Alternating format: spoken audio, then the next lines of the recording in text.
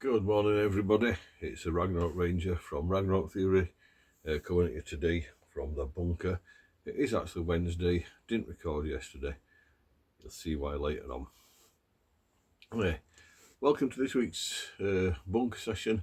I'm going to call this Reality Dawns, and we're actually going to have a little dive in to the physical reality of survival.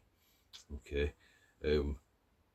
We're looking at if everything breaks down, right? No particular given scenario, but we're in this situation where there's no police, there's no rule of law, there's no fire brigade, there's no ambulance, there's no hospital up and running. Things have gone badly wrong.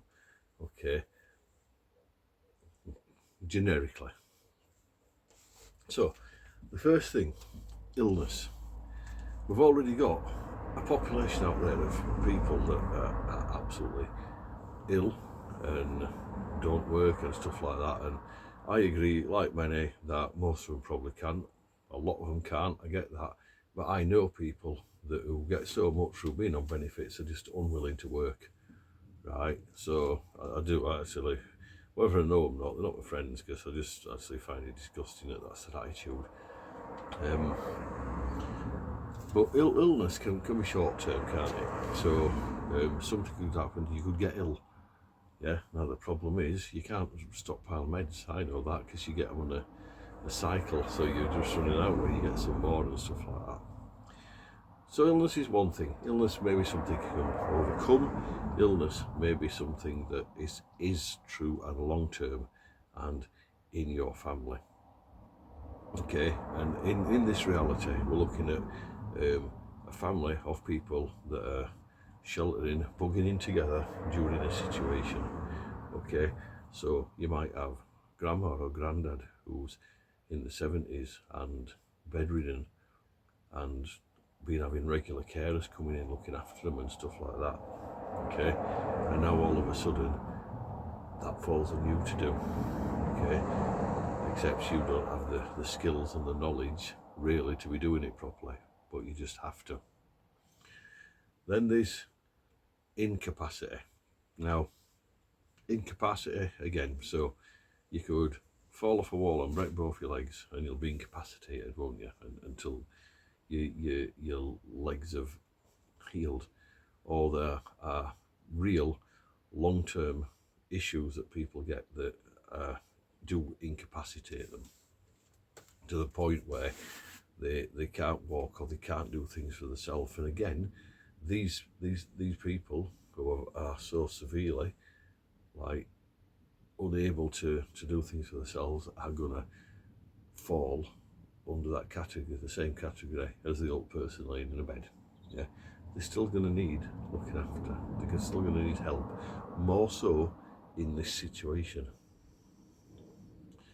Okay, and then there's a lack of skills and knowledge of what you can and can't do in given situations. I apologise, a lot of tractors going past at the moment, but I'm having our door open because it's red hot in bunker. But they're harvesting all the wheat out of the field. But lack of knowledge and skills, I'm sorry, that's your fault, or that's my fault, because all the knowledge is out there and all the skills can be practiced and everything can be prepared for on at least a basic level, so that if you was to find yourself in a situation like this, you've already got a plan to put into action. So how do we prioritise this? Right, so first of all, before an event actually happens, if you look at it how I'm saying as a generic event, we're not giving a reason of why this has happened, but before this happens, you get prepared, okay, for at least the 72 hours, which is even what the government are recommending. I can tell you now that the 72 hours is nothing, right? Because in a real life situation, like when we see these earthquakes and stuff abroad, it's a lot longer than 72 hours before help's come into some parts. Yeah, so 72 hours is just a safety net. Yeah, 72 hours gets you over the shock of capture. Okay, so that the shock of the event happening, you've got your stuff there and then, it's on hand. don't have to worry about anything for that 72 hours, right? By that time, at least one person in the group has surely got their head together and has got some kind of plan and say, right, this is what we're going to do. Okay, the 72 hours after that event, okay, there's a lot of things not going to happen and a lot of things that are. So the further away from a city centre, for example, that you are, the less chance there is of any help coming, any real help.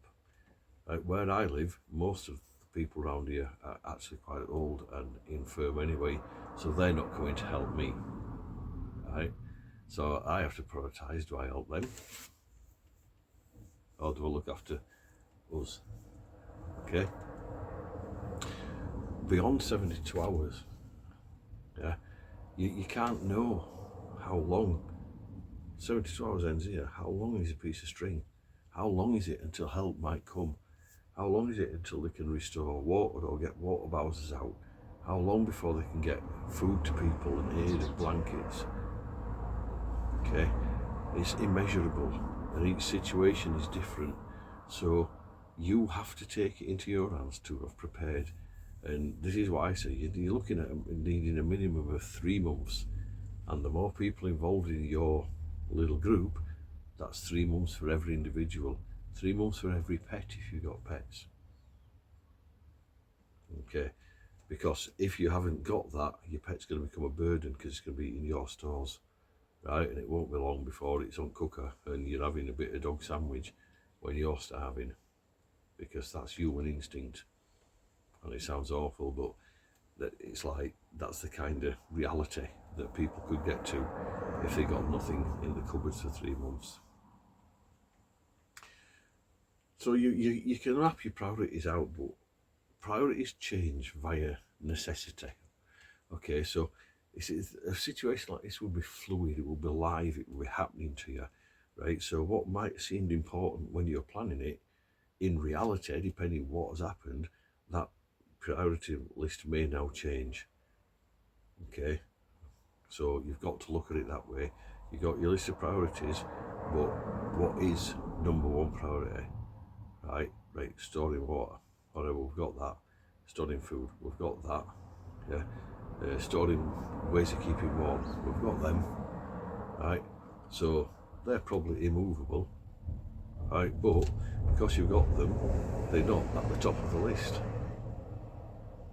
Okay, so priorities can change. And when do other people begin to become a burden?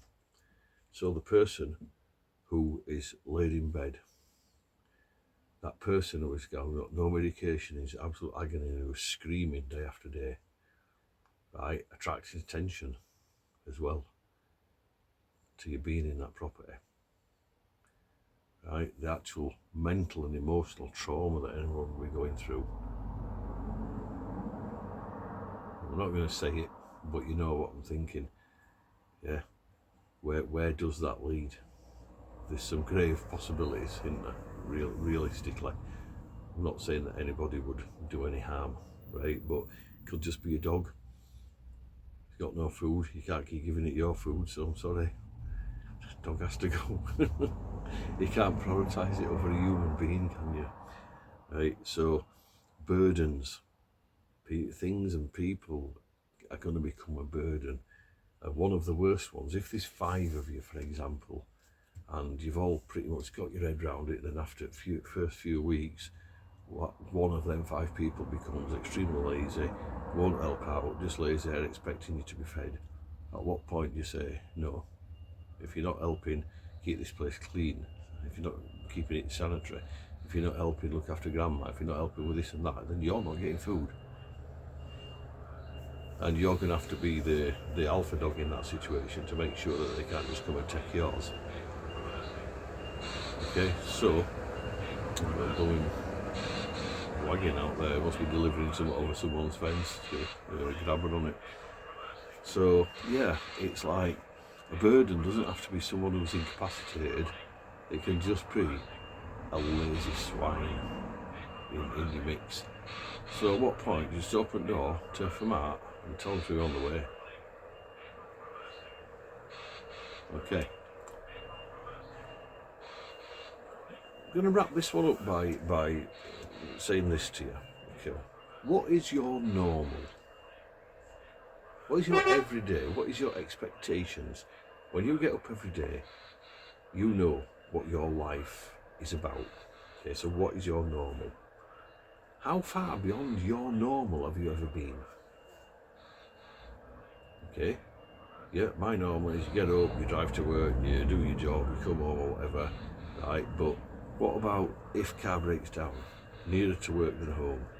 You've got no money with you, you've got nothing, and you've suddenly got to walk back. Yeah, and mine's a half an hour car drive. Okay, so it's like, depending who you are you fit enough to actually walk back? Your phone died, you can't ring anyone for help. Okay, how far beyond your normal have you ever been? And then ask yourself, how far beyond your normal are you willing to go to survive? Right?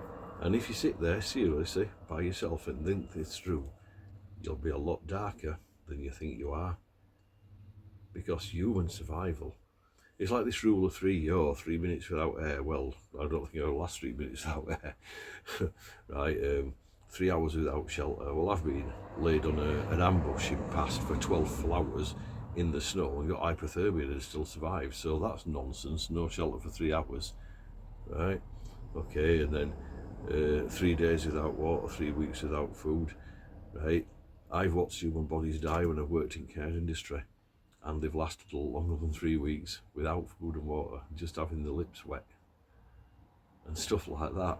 Because the human body will cling on to life, but what does happen? Your body starts shutting little bits down that it can't afford to maintain, and it comes to a point where you can't recover from that.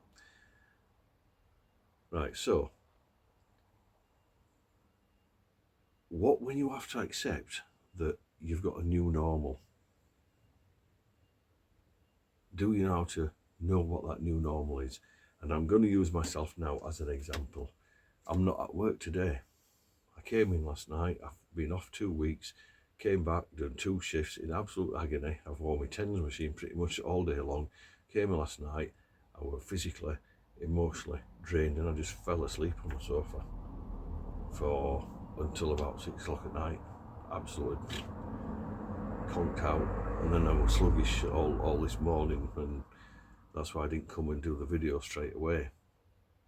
So my new normal at the moment is a lot more pain than I'm used to being in, a lot more drugs, not legal drugs, but prescribed medications that I'm having to take that I've not been taking, and I just feel doped up all the time on them. That's my new normal. My new normal at this point in time, if I needed to put a 30-40 pound rucksack on my back and get out, I couldn't do it. That's my new normal. So my new normal is having to think about all these things I've mentioned on this video myself, right? Because if something happened today, I've got to stay here. I'm not getting out. Because everyone thinks, oh, I'll get in a car, I'll drive out. You won't, it'll be gridlock, you'll be stuck in it. It's just not worth even doing. Okay. When I get to see the specialists at Leeds Spinal Clinic, I have actually got an herniated disc that's impinged on my sciatic nerve, which is why for over 2 months now I've had severe sciatica, and it's just a misery, to be fair. Right? I do manage to get it to ease at times and stuff like that, and the only exercise I manage to do is walking my dog and going to work. I've got 2 more shifts to do this week, and I'm not looking forward to them, but I need the money, because we need money to survive, and I know what I'm getting for the last 2 weeks. I've been on sick, and it's not even worth getting out of bed for, to be fair with you. So my new normal at the moment is frustrating, it's emotional, it's annoying, because I've always been reasonably fit and active, yeah, and I'm having to accept that I'm having to wind my neck in a little bit, yeah, and it's hard. And this is why I'm saying you need to look at these kinds of things and say, what if your normal changed? What is your new normal? How would you go about handling it? Right, once I see the specialist, I've I've got various options that they can do for me, and hopefully my life can re-improve. Yeah, but it could be September before I get an appointment at the spinal clinic because of the waiting list and stuff. So again, it's like, that's my new normal. I know I'm going to be seen by a specialist. I know these things they can do, but not yet. That's my new normal. Okay, I'm just hoping you find this reasonably interesting, and it's come about because my circumstances have changed and I've had to think about all this for myself. What's my new normal? And this is it, I'm living it. And so hopefully my lived experience here might just be able to say to you guys, you know, this is the reality. So think about it now rather than waiting and being caught out like I kind of have been. All right, we do not prepare to survive, we prepare in case we survive. Survival is an instinct, folks, and instinct is everything. Take care out there, stay safe, have a great day, and I'll see you on the next video.